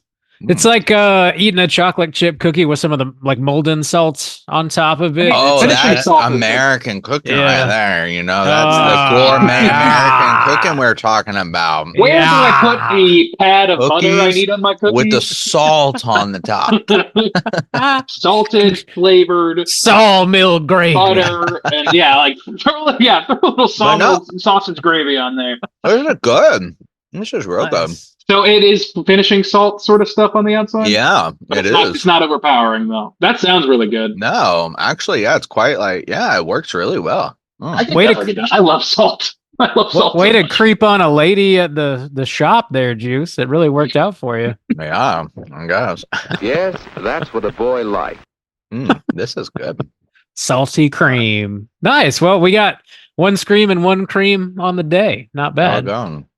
Not bad. You guys Not got a bad. bonus this week since it was ice cream man. We had to do two. You know, we Instead of normally just one. do one. Yeah. Normally I just do the one scream or cream, and it Now works we're out really doing- well for us. It's everyone's favorite segment. Mhm. Everybody's always talking. What's the next scream going to be? What's What's the it next gonna scream be? gonna be? Everybody loves it. Always has. Cool. Boys, I do have a little bit of trivia. Let's go ahead and jump over into it. It's totally time for trivia. So Clint Howard, your boy, was screaming and yelling at the top of his lungs while driving in his car on the way to work every day so that he could try and have a more gravelly voice, which all right. seemed to work. And that's probably very sane, and he didn't freak anybody out doing that, I'm sure. Like, if I saw Clint Howard driving next to me on a highway, screaming as loud as he can, I would absolutely flip him the sign of the horns of the devil. I'm going, fuck yeah, man! Yeah. Get it, Clint. Clint's a metalhead. We know this. I feel like this is probably not true, but I'm going to read it anyways. This is from IMDb. It says this movie was sponsored in part by Converse, the shoe company Converse. Many characters wear Converse shoes, especially the classic Chuck Taylors, and there's a lot of shots of them, I guess, in the movie. That does not seem very likely to me. I don't know. There was also I don't know. That seems all it could be true, but also this movie shows a load of car brands, close-ups of car brands, close-ups of the Kenmore fridge in the ice cream truck. They're not really working around brands. I think that might just be happenstance. Happenstance, yeah. That makes more sense for sure. Converse were hot in the 90s, boys. Yeah. It's true. The scenes at the sanitarium were shot at an actual abandoned sanitarium in Pasadena, California. And apparently all the satanic drawings and graffiti and shit on the walls was already there. They just showed up. That makes sense. It does make sense. They could I don't know. It's got that Geraldo feel to it. It does feel that way, yeah.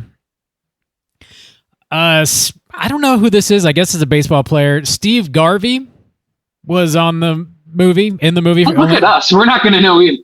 Only worked for one day. I don't know. And he apparently just was signing baseballs for everybody and not really paying much attention to what he's doing. They just they had a handful of known There's a folks. running theme here. Yeah, it doesn't seem Just like signing baseball. people gave much of a fuck. No. So It does not seem that sound way. like that.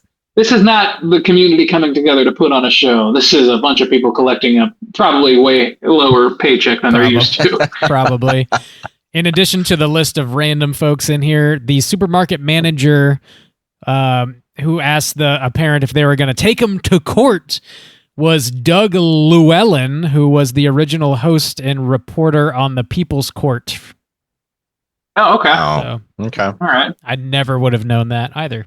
Also known as not a court at all. Randy. Don't spoil I the don't fun. believe- What? Don't spoil the fun.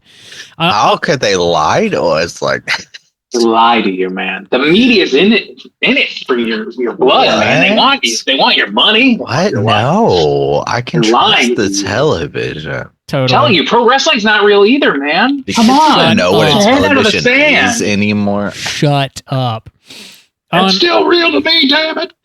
On Still October 9th, 2014, a Kickstarter campaign started by Clint Howard began. They were trying to raise some money to make Ice Cream Man 2 Sunday Bloody Sunday. And it didn't make the money. No. Oh, no. Man. How much is he trying to get? It doesn't say how much he was trying to $50. get, but it does say that only 70 people signed up and they raised a little over $4,000. Oh, that's unfortunate. That's a bummer. Yeah. I don't know if he cared enough to do a That is- Kickstarter. I want it to be made because Man. it seems That's like not that's a more bad care than most title. people It's give. not. Yeah, that's not a bad title at all. That is that's- pitiful, though. That, I mean, But holy! also- I feel like we could probably raise over $1,000. Maybe we could make. We're gonna kickstart this. Working movie. on this. For Clint. Ice Cream Man- It's called Screaming Ice and Cream Man keeps Creaming. screaming and creaming. Yeah, We got you, Clint. And there are straight up pornographic scenes in this one because it's Yeah. all Oh, screaming yeah. and screaming. We gotta have the yabos. We'll be I the mean, yeah. three kids. It's got. I mean, we. for dick. Well, no, whoa. We need to separate those things. We need to separate those ideas, Randy, right? Randy loves the chaos. I didn't bring kids into this. You don't Oh. have to blame me. Oh, timing is not good on that one. Anyway, yeah, join our Kickstarter now for Ice Cream Man 2, Screaming and Creaming. It's totally We're gonna get $5,000 Ooh. for doing it. That's our And goal. that's enough to make it. That's enough. Call my boy Michael Felker. It's Our boy Felker's gonna come along and help us out with shit. this one. We got a couple we can pull from now. All right, who wants to compete over this? Michael, Franklin, which one? We got 5 on it. Who wants it? Who wants Ice Cream Man Deuce? My boy Flanagan, he Screaming might and be on the it's horn. Get all him on just so fucked up. Ice Cream Man Deuce, Screaming and Creaming. Deuce. Straight to Tubi release. Not Yes, two. it's got to be Deuce. Deuce. Ice Cream. And Mang with a G It's got, so that it's legally distinct. yeah. Oh, shit. Woo. Oh, Fuck it. boys. Fuck it up.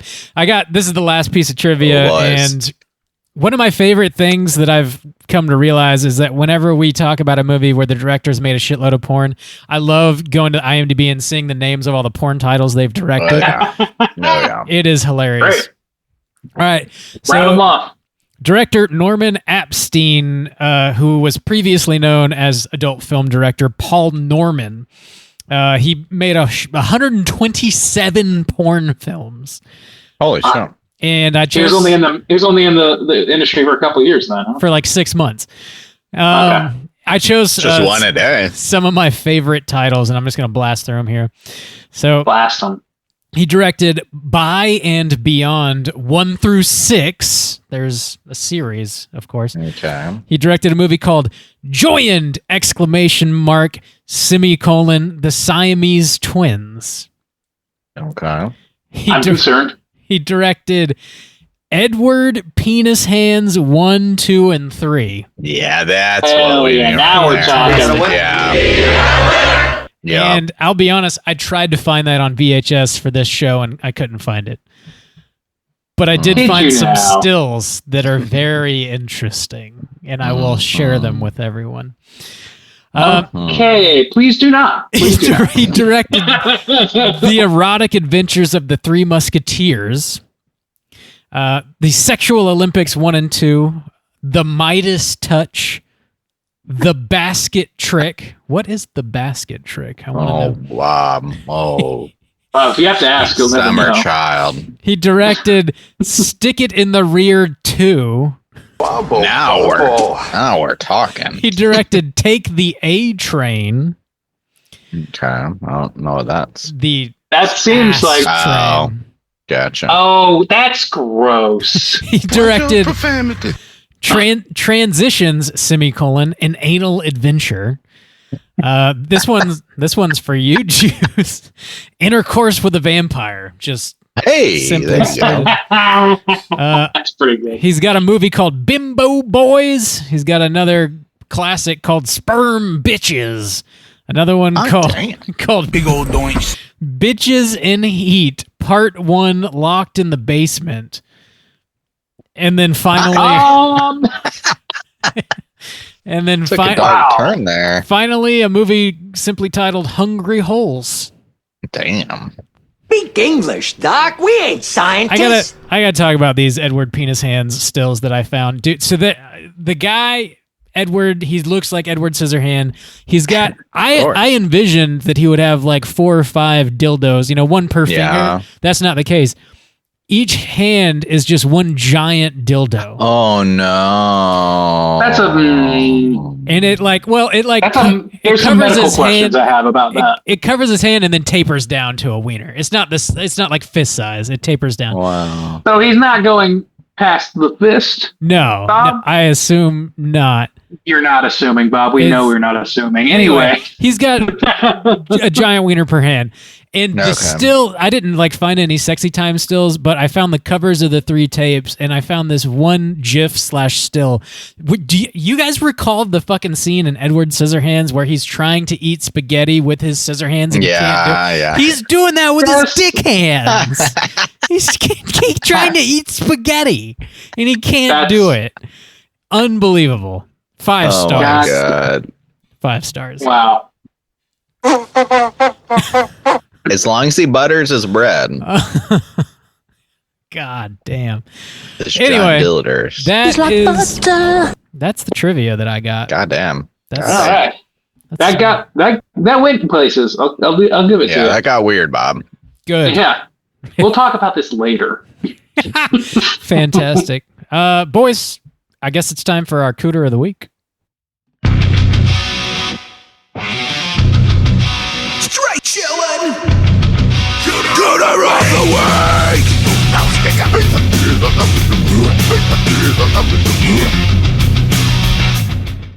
Juice, what is a cooter and why do we hunt them? Whoa! Cooter's a character type in a straight chillin' exclusive. Cooter's a bit like ice cream. You got a couple different flavors you could choose from, but we want the cooter with the most points. I don't know what Flawless. The most flavors? I don't. The 5 points of cooterdom are sexual deviance, manipulation, smug arrogance, overall looking attire, and overall patheticness. Boys, we got a cooter. We got a couple cooters, I think, this week. I think that's probably likely. I got 3 in my mind right now. Oh, really? Let's start with one of your. Why don't you bring up one of your ice less cream likely cooters? Okay, well we could go with is it Tuna's dad?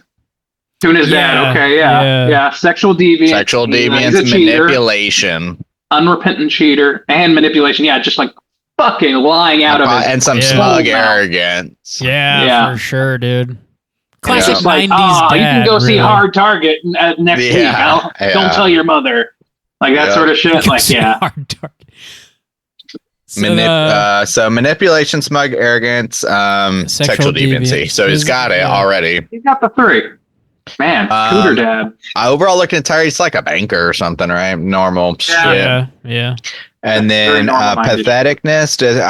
Does he get killed or something? I don't remember. Yeah, he's the head in the cone. On the ice cream cone. Yeah, he's the ice cream cone. So yeah, maybe some patheticness there. Yeah, it's- definitely a solid 3. He's a cooter, yeah. Yeah. He's a cooter, regardless. Yeah, we can quibble over the details later, but put him in lockup. All right. And then I was also thinking potentially the cop brother. Dude, yeah, that's a good call. Smug That guy- arrogance, I think, for sure. Smug arrogance for sure. The badge will follow. I could not believe what I was hearing. It's like that's. If it wasn't this movie, I would say that's like great commentary. He also just kept harping on tuna, man. He just really did not like Yeah. who needs to keep tuna? It's like it's clearly not the kid's real But also, name. they were calling his brother like race Racer. car or some shit. Yeah, right. My brother's a race car. My boy race car. That's much cooler than tuna. Big That's tuna. why I named it. I don't know. Yeah, so he's definitely got the smug arrogance. They're talking, there's the insinuation of the pictures, but with the maybe sexual deviancy, but I don't, it's his girlfriend. I don't Yeah, know. I think that's- Yeah. We've all got nudies, boys. I mean, we've all got them. Yeah. Print it out. I get them by the hard dozen copies. every day. Oh, yeah. Yeah. Yeah, widespread. So we can't give them that. Well, all right.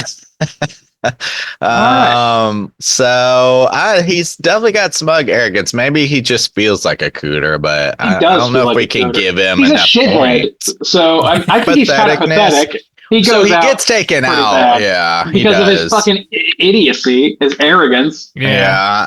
Like, I feel like maybe we could have got him for looking at tire or something, but I can't really remember what he's wearing.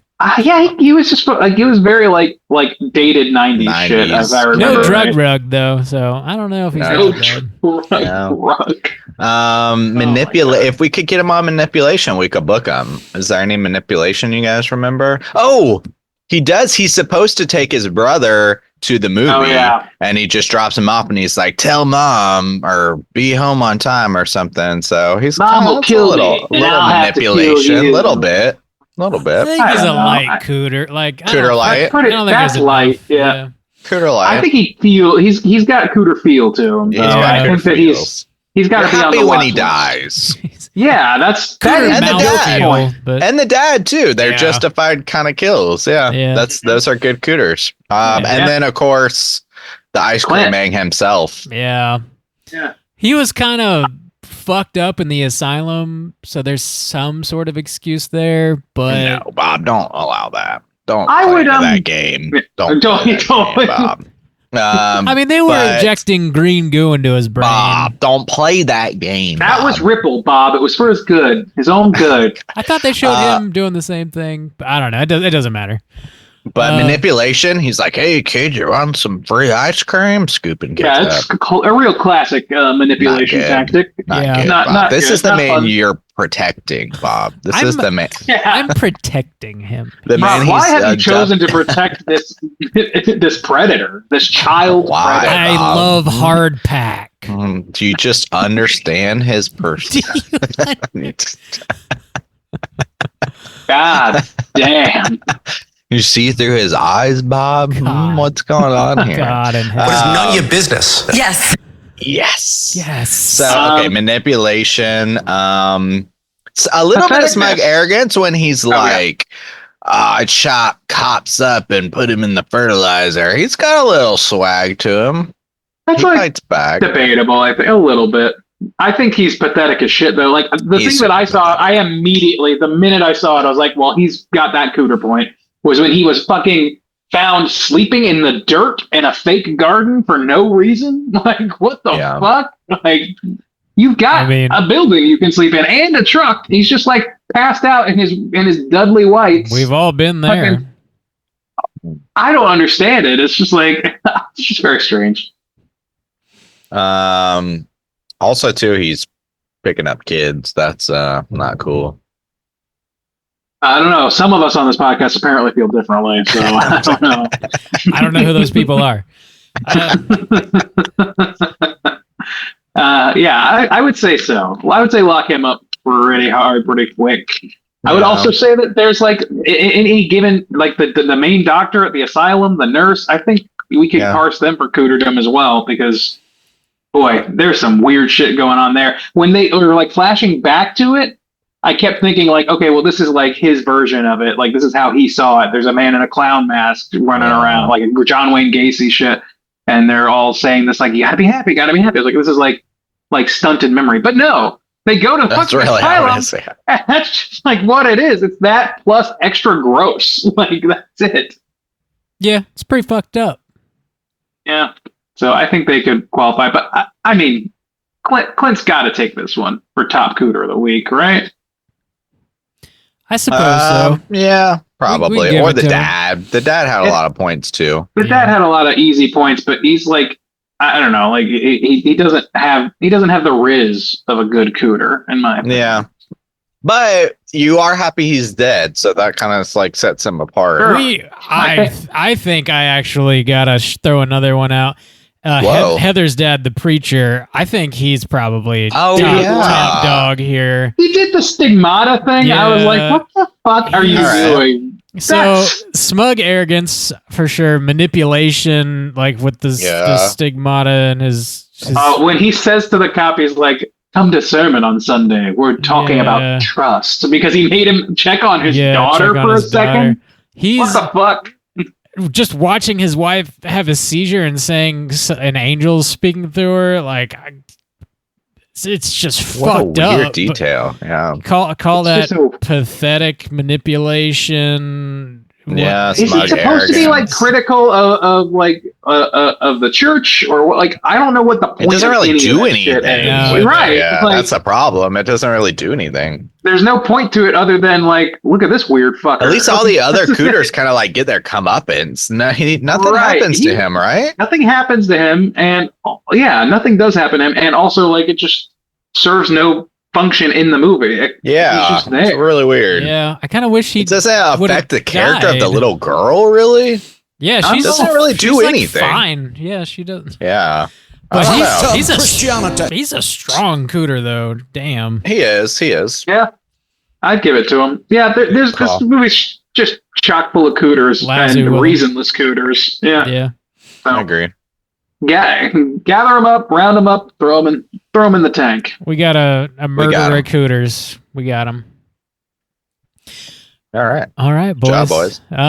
Let's go ahead and What's round next? the show out with a little bit of what we've been watching this week. Hey gang, what you been watching?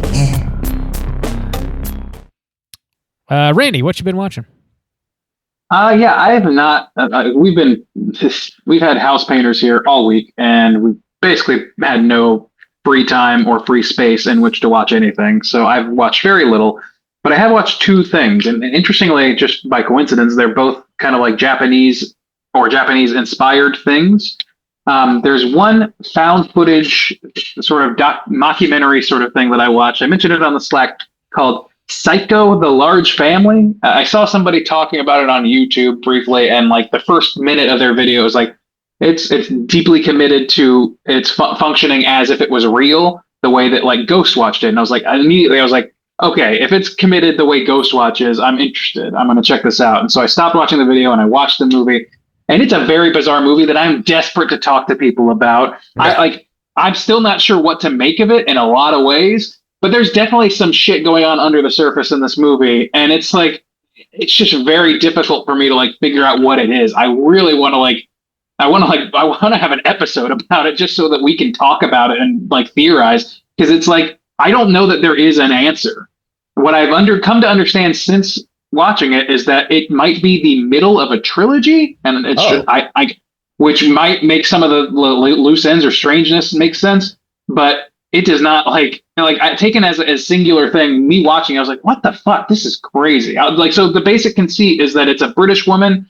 I think she's British, who's like this like very sappy reporter who's visiting this unusually large family in Japan where the birth rates are low, and they're making a big stink about like how hard it is to raise kids or whatever, and like this many kids or whatever. So let's go see a family in Japan that does this.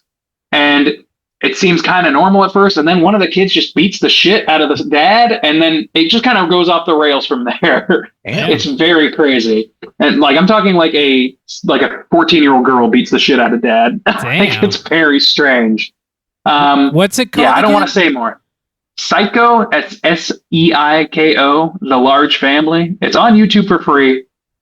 please somebody watch it and talk to me about it. I'm very curious to hear what other people think about it. Aside from that, the other thing I watched was I found this artist randomly on YouTube, this musical artist that I'm just like super into all of a sudden. I really enjoy it, called Ginger Root. Is this dude or this band rather, out of LA, headed by this dude, Lou. He's Japanese American, I believe, Sanus. but like a lot. Lou Sanus. Yes, that's his name. Ah, yes, my boy. It's Hugh's brother, long lost from another mother. But yes, no, it's like this. I love the way he described it, and I wish I could remember it specifically. But his music, he described it something like aggressively soulful elevator music, and it's like 70s ish, like. And all the videos, they kind of have like a little bit of a lore through the videos, and they're all in this like 70s, 80s, really more 80s, Japanese television style. And it's done so fucking perfectly. The music videos are half the reason I love this work. And I watched so many of these things. There's a bunch of them from the last, I don't know, 6 or 7 years. And he just, like, I think this year came out with a new album that's just like full of a couple songs that I cannot stop singing. They're fucking great. I'm really enjoying it. Ginger Root, look it up. Cool. That's Nice. it for me. Juice, how about you? So I've been still watching stuff for Fantasia, but finally I have been watching a little something else, which is just The Bear season 3, because it is now on Disney Plus, and the episodes are pretty short, so which is nice. But yeah, it still feels pretty consistent to me so far. I'm not like too far into it, but yeah, it is a show, like it's hard because it's like generally kind of like stressful and depressing, so like you have to like be careful a little bit.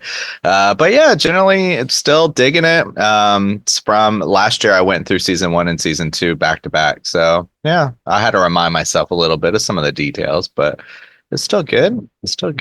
Looking forward to finishing that. Bob, what you been watching? Just a few things. I watched a movie called Kung Pao from like 2000, I think.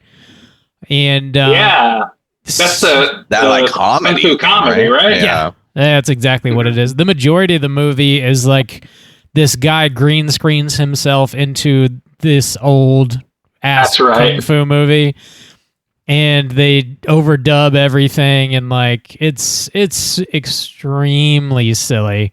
Our shouts out to our boy Franklin. He came over and hung out and wanted to put this movie on or whatever. I'd seen it when it came out, but like I didn't remember hardly anything about it. It's very funny though. I think some of it, at certain points, the jokes are kind of stale, but in other parts, the jokes land really, really well. So it's, if you want something kind of different, I think it's probably worth at least a one-time watch, especially if you partake in The Devil's Lettuce. I think this would be a perfect film to watch. Bob, you're not admitting to that, are you? Nope, I am not, because I cannot. Your governor wants a word, Bob. Your governor. Yeah. Check out Kung Pao. I did a Ghostbusters double feature. I like Ghostbusters. Ghostbusters Frozen Empire is on Netflix now, and I was morbidly curious about that. Alice and I put it on, and it's quite bad. So you watch Ghostbusters and then what? Frozen Empire? You said double feature, right? Right. So no, Frozen Empire first, then the Ghostbusters 2016 movie with the female cast. Okay. Oh, So- wow, why are you doing this to yourself? Yeah. What's it? Not that bad in retrospect, in my opinion. It's not good. But. I agree. Well, let me finish talking about Frozen Empire. Yeah, we put it on. It's 2 hours. They make you wait 80 minutes until you see the big bad. Like a full runtime of a movie before you see the bad guy. It's like it's a comedy. It's supposed to be a comedy. There's like 5 jokes in this thing. It's so super self-serious and just boring as fuck. It is so boring. I do not recommend it. It's Why is it doing terrible. Why is it doing this? It is a terrible movie. All right. So yeah, we put on 2016, and I hadn't seen this one since it came out. And in comparison, like I much prefer that to Frozen Empire or Afterlife. I think it's substantially better. It's at least funny. Like it has. What's attempting to be at least? At least attempting to. It has jokes. It is a lighthearted adventure comedy, like all of this spawned from movie one good movie. I know. Yeah, it is one movie about like, and this is what like Red Letter Media always says. Like, it's a movie about a bunch of friends starting a business. That and all the hijinks that they go up there. The ghosts are kind of incidental for the most part until the end, and it's like, yeah, that makes perfect sense. These movies are entirely about people wetting themselves about Ghostbusters merch and shit. Like, it feels like a Funko Pop movie. It is. It's the biggest like fanboyish, fan servicey shit. Paul, specifically Afterlife and Frozen Empire, like Paul Rudd he's the guy that supposedly grew up watching Ghostbusters and fucking jerks off to that shit. Because every line he says is just like, I can't believe I'm doing this. Oh, that's so cool. I can't believe I get to do this. Dang. Like, he's that guy, and it's like the cringiest shit. It's like Paul Rudd deserves better. He does. Oh, no. I do not like those movies at all. They're terrible. They gotta stop making them. I'd rather see a sequel to the 2016 movie, honestly. I'd rather watch fucking Jurassic Park. Ghostbusters, man, they just gotta milk that shit into. It's like, just make a medium film, even just make an okay film. Just do something. If they could do that, they wouldn't have the two movies they've got. Hire Straight Chillin'. We've edited movies on this podcast millions of times. We fixed it millions of times. As often as we have screamed and creamed, we've edited. We're handing out free gold. We'll edit that script for you. Just call the boys over here. We know what's up. So that was pretty much it. That's what I've been watching this week. Throw some poop jokes in there. It'll be gold. Punch it up with some dick and fart jokes. You know, that's. I mean, this man has no dick. It literally was. It would burst out of the fucking primordial ooze with dick and fart jokes. Like, that's what this thing is. Yes. Oh, very dumb. Very dumb. I agree. Also, in Frozen Empire, a 14-year-old girl totally gets honeypotted by a ghost. It's weird. I don't care which one? Any part of that. The Frozen Empire movie, Ghostbusters Frozen Empire. It's strange. Weird. Yeah, anyway, that doesn't seem like I don't know. We've already done enough damage on this podcast with this shit, so let's move it on. That's what I've been watching. We don't have any voicemails this week, but if you guys are listening and would like to call and leave a voicemail to be featured on next week's show, you can do so at 904-638-3231. Next week, we're going to be watching another You Pick. This one was chosen by your boy Brandon. The movie is Frogman from 2024. It is a new release. It is on Screambox. I think you can rent it really anywhere. It should be really easy to find. It like just came out back in March, April, something like that. No guarantees anymore, though. But yes, fucking crazy. Frogman. I went looking for TV Glow, and you cannot get it unless you're willing to spend $20 for a permanent streaming license. Permanent meaning until they take it away. What? Oh, Jesus Christ! Fucking dumb. Oh God. Awful. Stupid.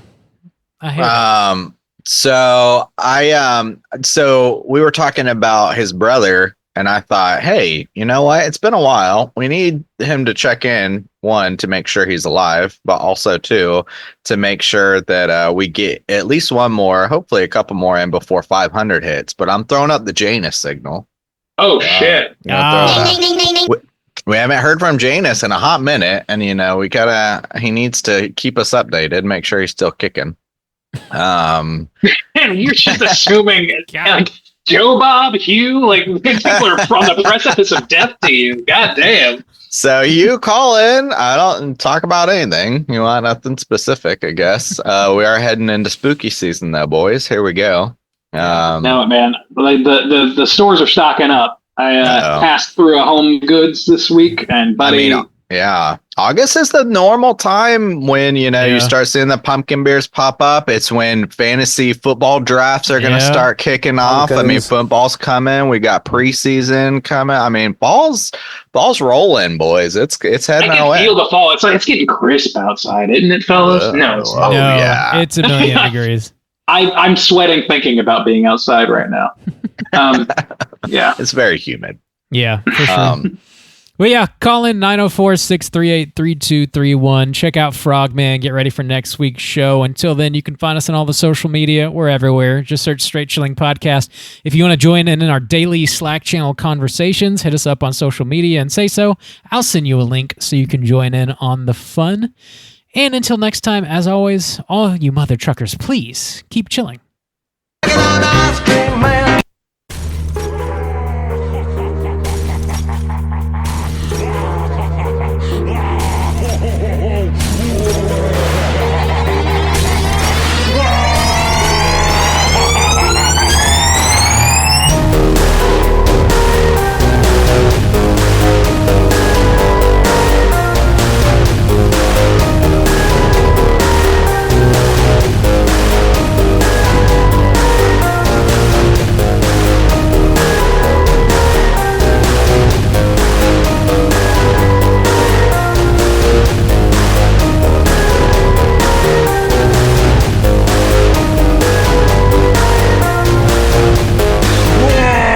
Ha ha ha!